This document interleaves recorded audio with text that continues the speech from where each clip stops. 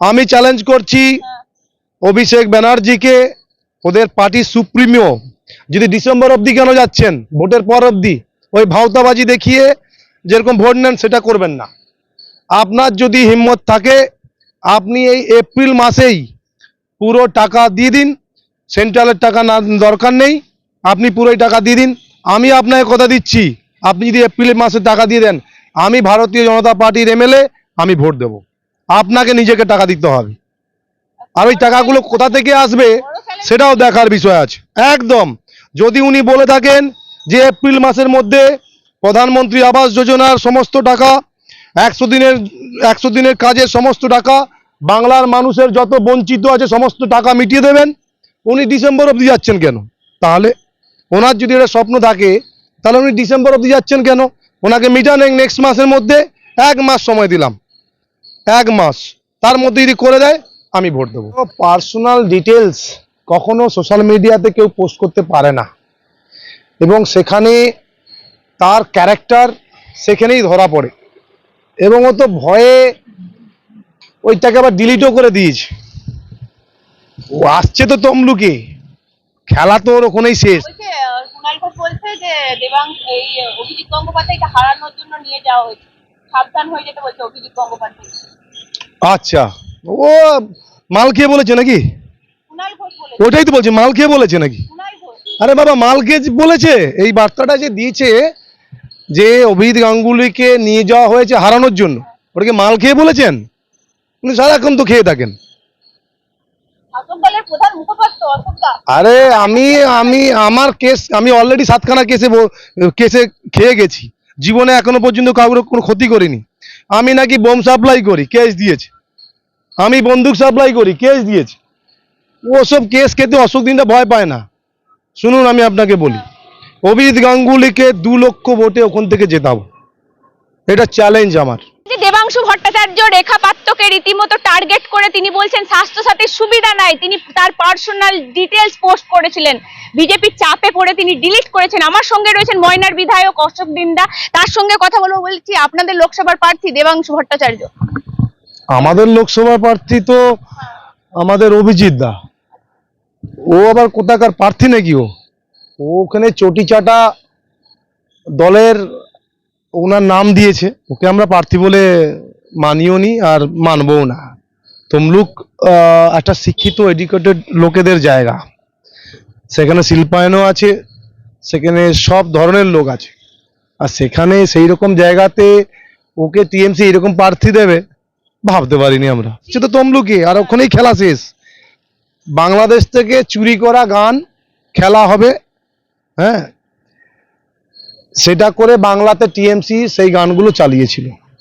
তারপরে যেভাবে এই নোংরা গান চালিয়ে যেভাবে ভারতীয় জনতা পার্টির কার্যকর্তার উপরে যা অত্যাচার হয়েছিল, তার তো বদলা হবেই। তমলুকের মানুষ জানে কোথায় ওই ইভিএম মেশিন টিপে ভোট দিতে হবে, আর সেটাই হবে বদলা। তৃণমূল কোম্পানির এটাই কাজ, অভিজিৎ গাঙ্গুলির মতো লোককে যদি এরকম ভাবে করে তাহলে মানুষ বুঝুক মানুষ কাদেরকে এই সরকারে নিয়ে এসেছিল। আর টিএমসি যে টিএমসি এই ধরনের লোকজন আছে সেটা সবাই এখন জানতে পেরে গেছে। 4 লক্ষ ভোট অভিষেক বন্দ্যোপাধ্যায়ের টার্গেট, কি বলবেন? কোথায় 4 লক্ষ ভোটে ডায়মন্ড হারবার? 4 লক্ষ ভোটে হারবে তো? জিতবে। ও আচ্ছা, জিতবে উনি 4 লক্ষ ভোটে?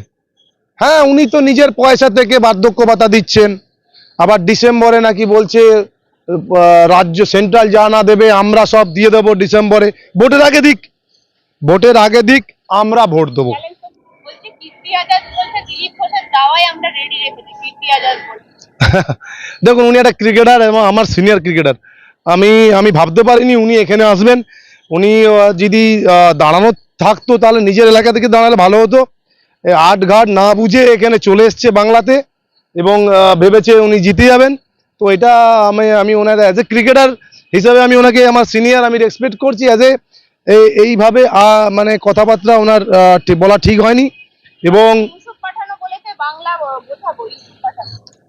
ইউসুফ পাঠান বলেছে বাংলায় আমরাই আসল।